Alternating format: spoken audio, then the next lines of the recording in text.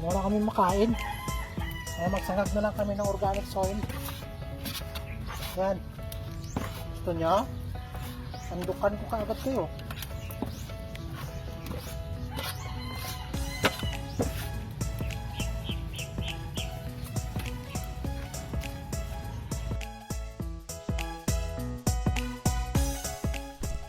Hello guys.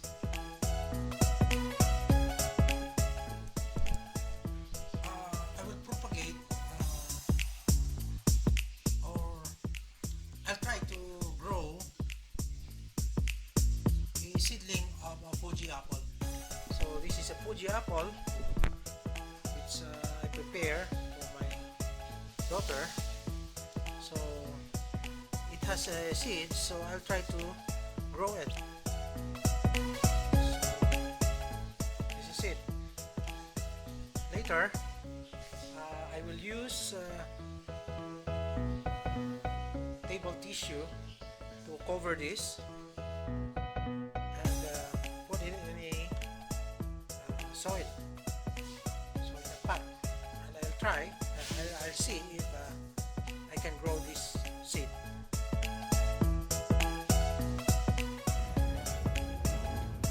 So I'm here now, guys. I'll be going to prepare or to prepare a seedling for apple. So this is an apple seedling that I have collected from that fruit of apple that I have purchased. So there are 4 in it.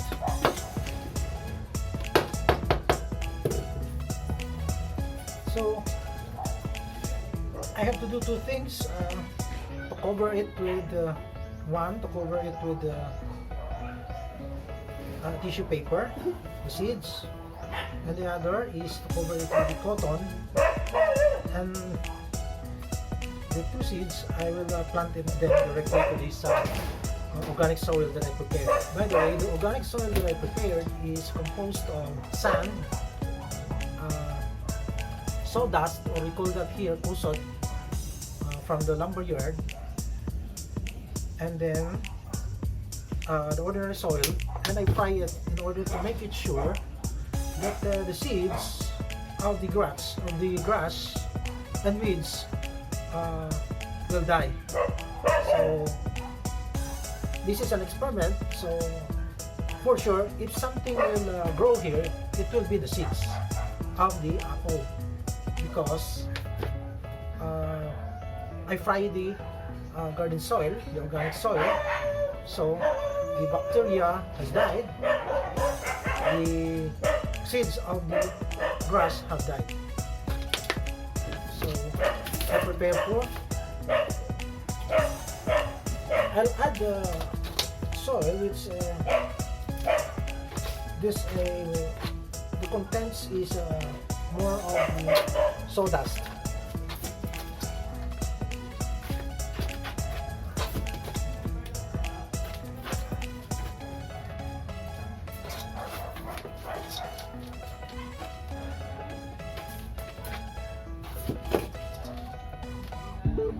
So I'll try this experiment of rooting a apple from the seedling, from the seeds.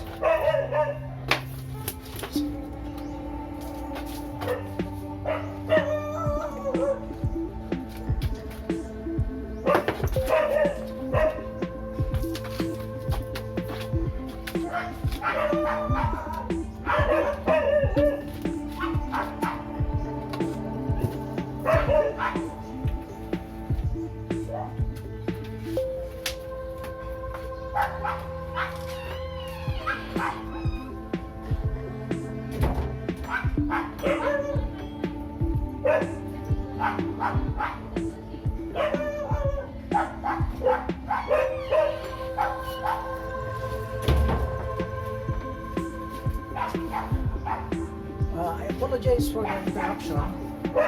It's a little bit noisy outside because there is an event in our chapel.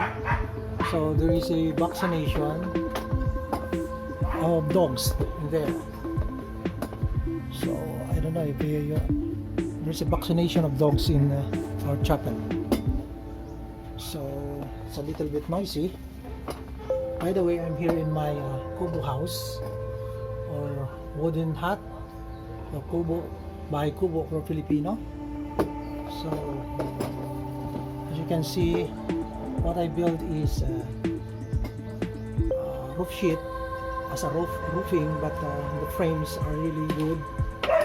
This is a combination of wood and bamboo. So just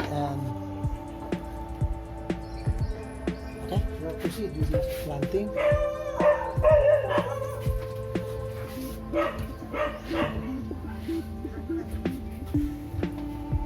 So I cover one with a tissue.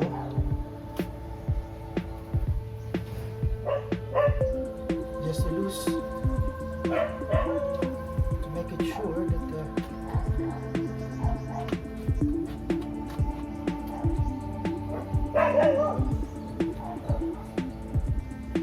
it will sprout easily. And the other is with cotton.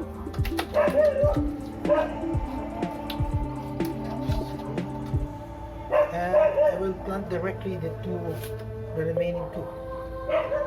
So we will see this experiment in the next few days if it will sprout. Okay, I think that's it. Yeah, that's it, guys.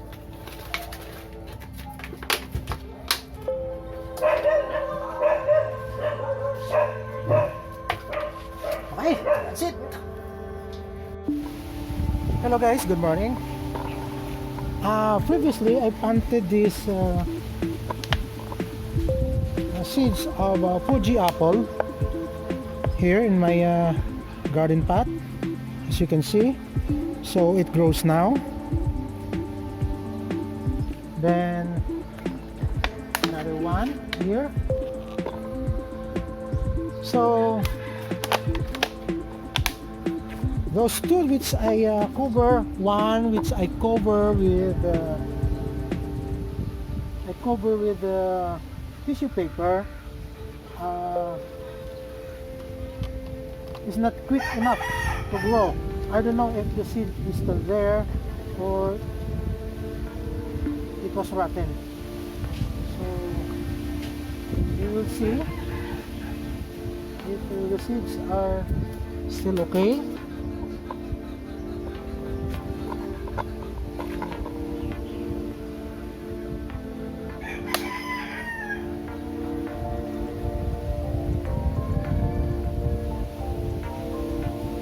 So the seed is still here, but there is a delay in growing, so it didn't grow so fast.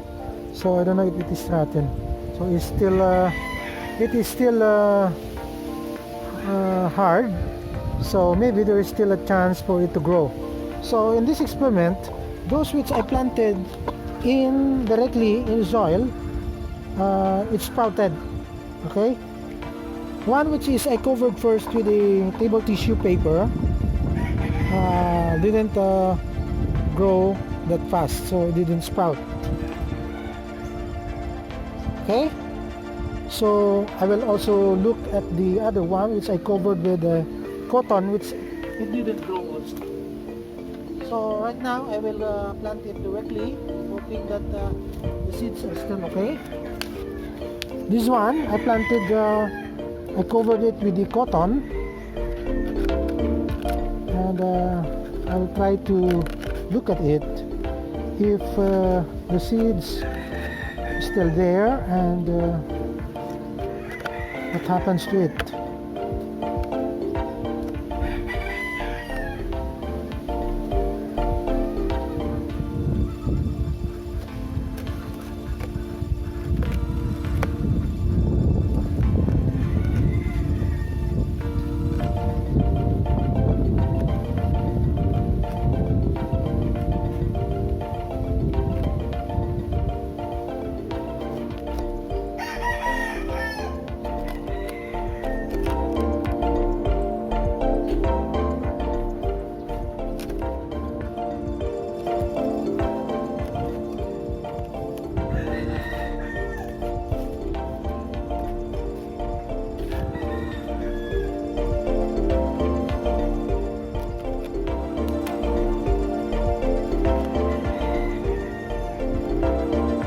can't find it, guys.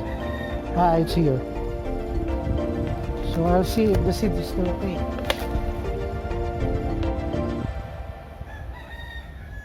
No, it's not it. So I really have to look at the seeds. If I can't find it, maybe it's rotten already.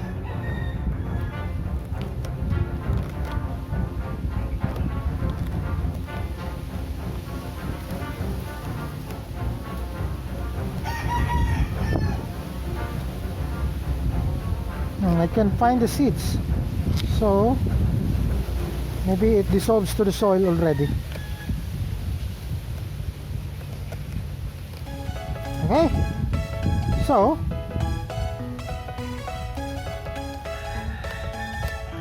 if propagating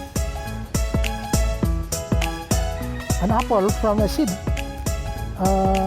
it's okay to just directly plant it in the soil.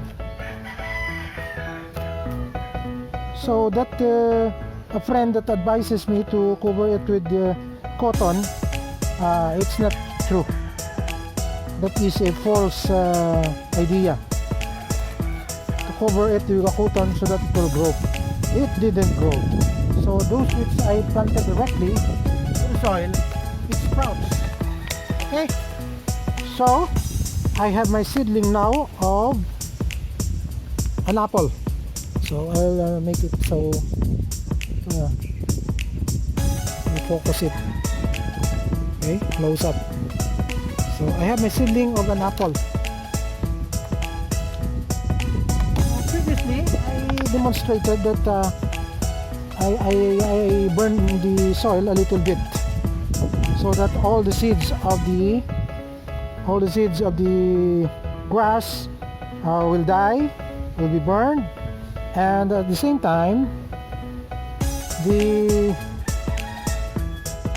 bacteria and the earthworms that can destroy will destroy the roots will also die.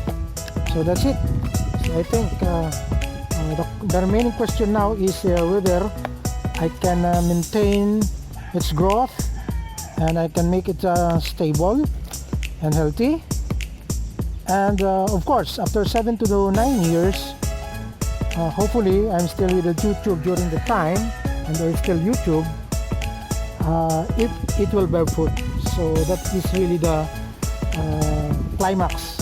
If the seedling will grow stable and healthy, and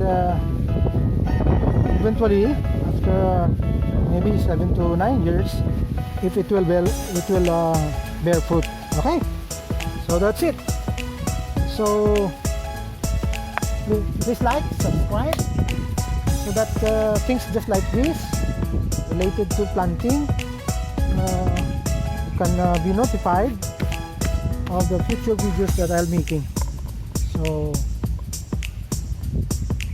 you can see I have also my pretty mini rose or mini roses, and I have my poncan color rose, so as I have shown in my previous video. So okay, this one is from my cuttings, so just an introduction. Okay, so don't forget to like, subscribe if you like the video, and subscribe and comment and share in social media, so that we can spread the idea to other people. So we'll just see later on if it will grow steadily and stable and healthy, and eventually after 7 to 9 years it will bear fruit. Okay, here in the Philippines. Thank you. Okay.